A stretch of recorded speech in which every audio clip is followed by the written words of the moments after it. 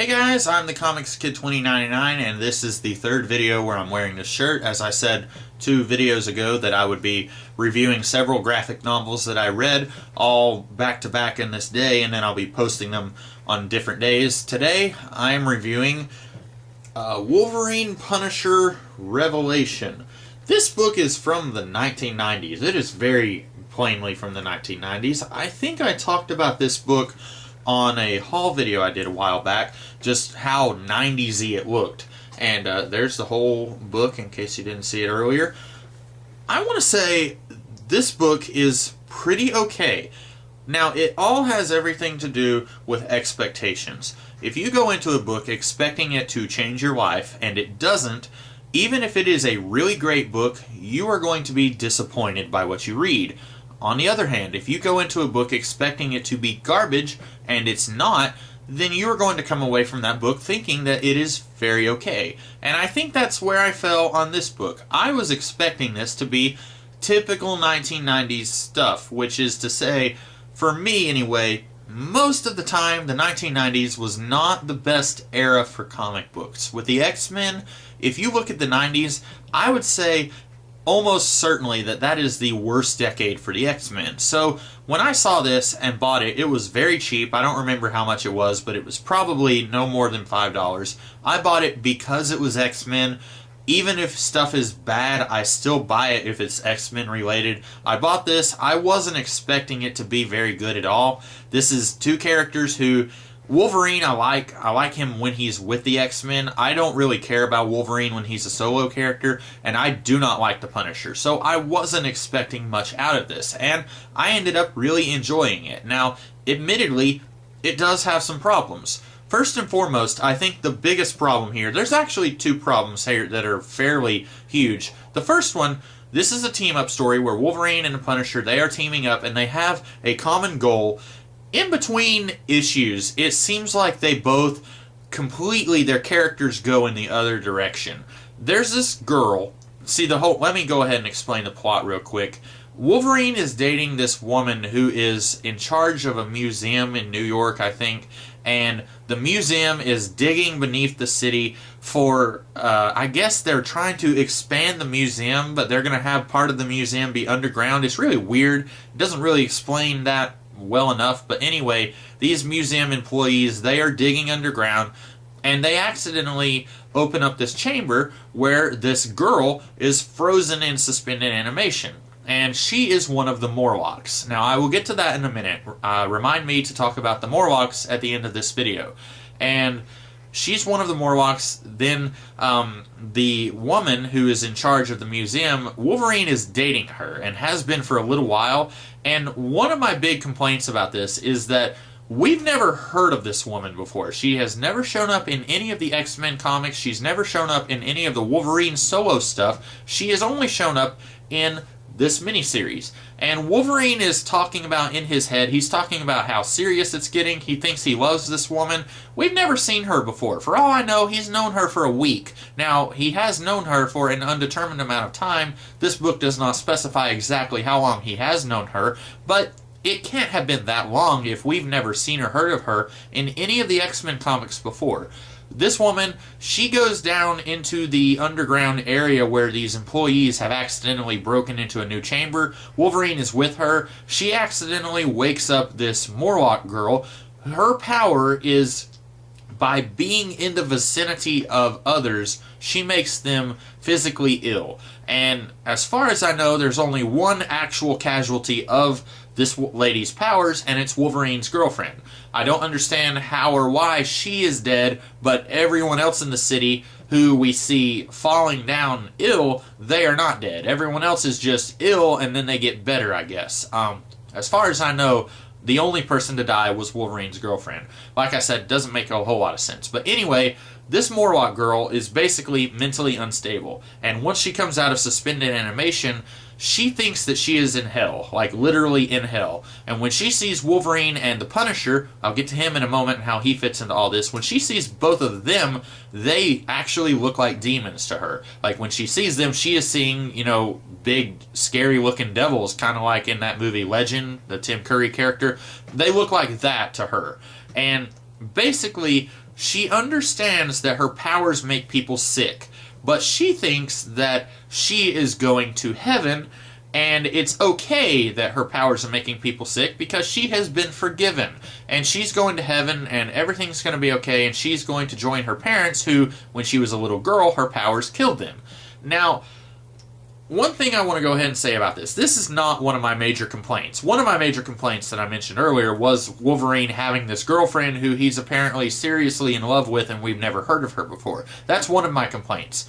The other complaint that I had, as I mentioned earlier, Wolverine and the Punisher, their approach to this problem that is going on in this story seems to just completely change in between issues. In one of the issues, the Punisher is saying that they do not need to kill this girl, which is interesting to me because the Punisher seems to be the kind of person who his approach to everything is shoot first, ask questions later, and in this story he's saying, listen, it's not this girl's fault, we don't need to kill her, and Wolverine says killing her may be the only option.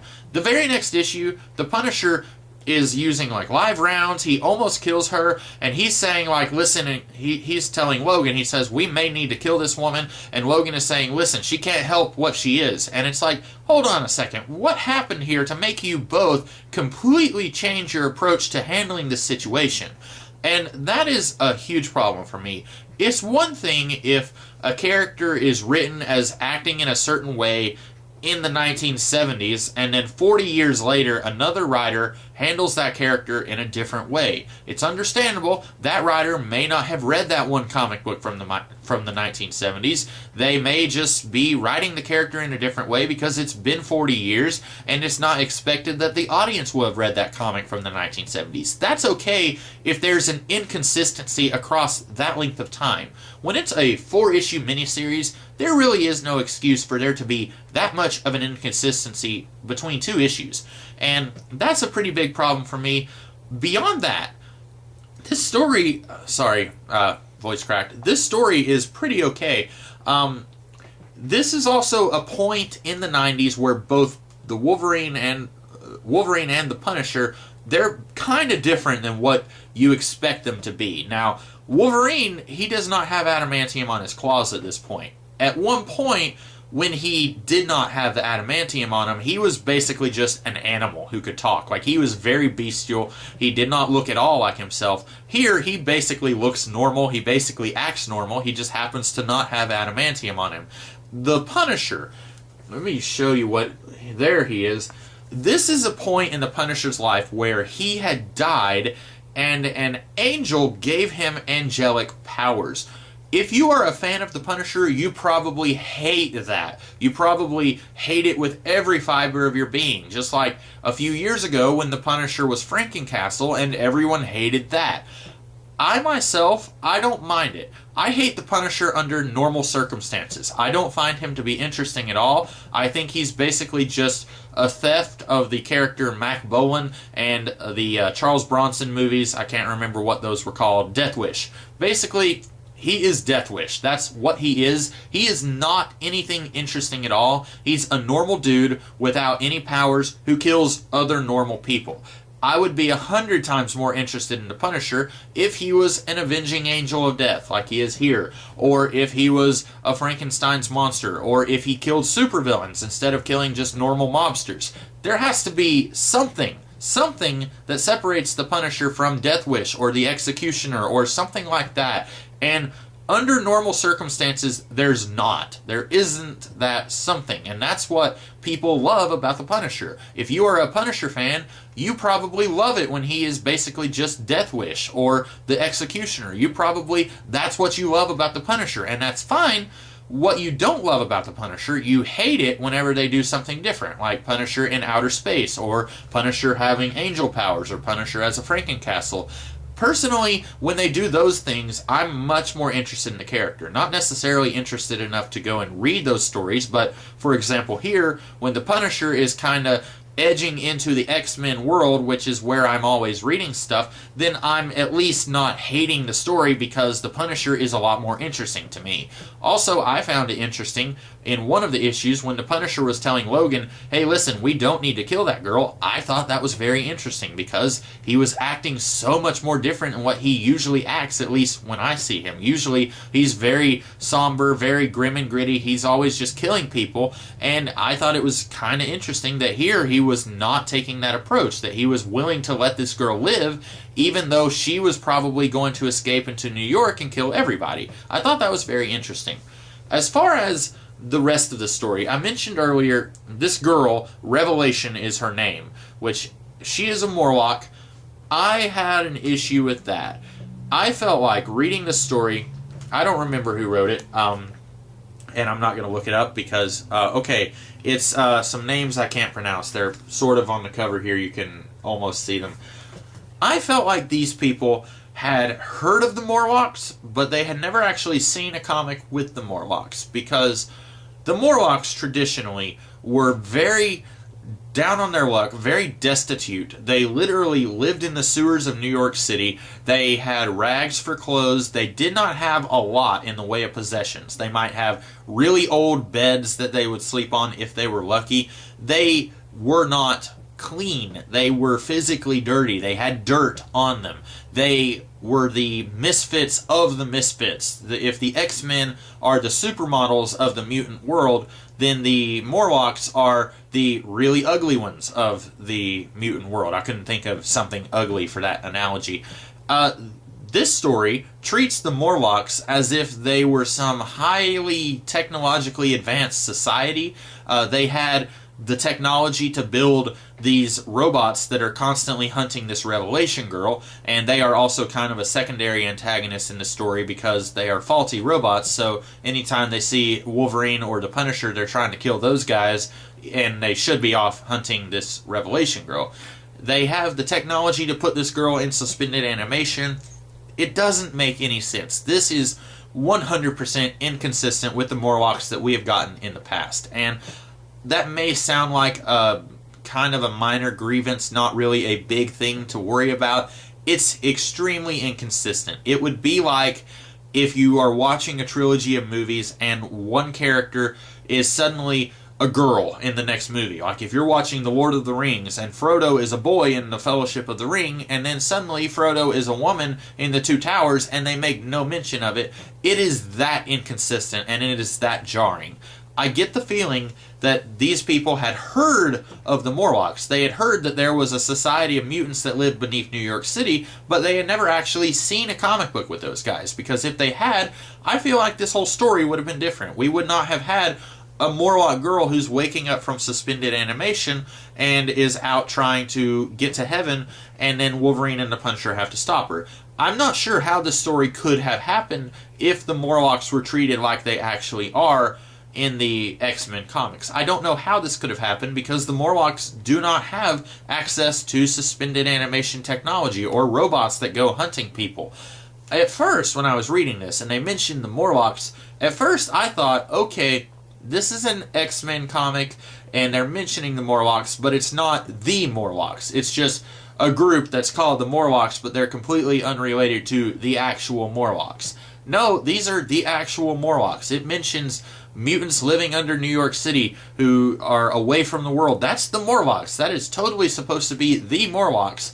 I don't understand how this got past an editor. I don't know if this was meant to be an Elseworld type story. I don't even know. Probably not, because Punisher is an angel here, and that was a brief part of Frank Castle's life where he was an angel, so that was happening in the actual Marvel 616 universe, so I don't think this was meant to be an Elseworld type story. I think it was just a little inconsistency that for me is pretty major. For other people, maybe they won't even care.